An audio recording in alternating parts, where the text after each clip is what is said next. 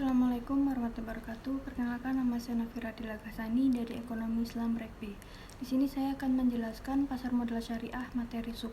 Secara etimologi, suku berasal dari kata sak yang berarti suku. Sertifikat atau dokumen merupakan istilah yang berasal dari bahasa Arab dan merupakan bentuk jamak atau plural. Sak adalah buku yang mencatat kegiatan transaksi dan laporan yang terjadi. Suku merupakan surat berharga jangka panjang berdasarkan prinsip syariah yang dikeluarkan oleh emiten kepada pemegang obligasi syariah yang mewajibkan emiten untuk membayar pendapatan kepada pemegang obligasi syariah berupa bagi hasil serta membayar kembali dana obligasi ketika jatuh tempo. Sesungguhnya suku bukanlah hal baru dalam sejarah Islam. Istilah ini sudah dikenal sejak abad pertama Hijriyah. Saat itu umat Islam menggunakan dalam konteks perdagangan antar bangsa. Suku dipergunakan oleh para pedagang sebagai dokumen yang menunjukkan kewajiban finansial yang timbul dari usaha perdagangan dan aktivitas komersial lainnya. Bahkan sejumlah penulis menyatakan bahwa sak inilah yang menjadi akar kata cekue dalam bahasa Latin, yang telah menjadi sesuatu yang lazim dipergunakan dalam transaksi dunia perbankan kontemporer.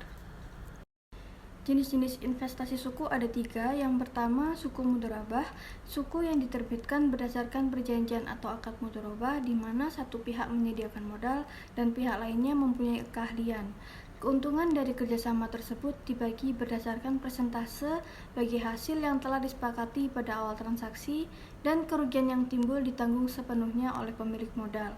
Yang kedua ada suku musyarakah, suku yang diterbitkan berdasarkan perjanjian atau akad musyarakah di mana dua pihak atau lebih bekerja sama menggabungkan modal untuk membangun sebuah proyek baru, mengembangkan proyek yang sudah ada atau membiayai kegiatan usaha. Keuntungan maupun kerugian yang timbul ditanggung bersama sesuai dengan jumlah partisipasi modal masing-masing.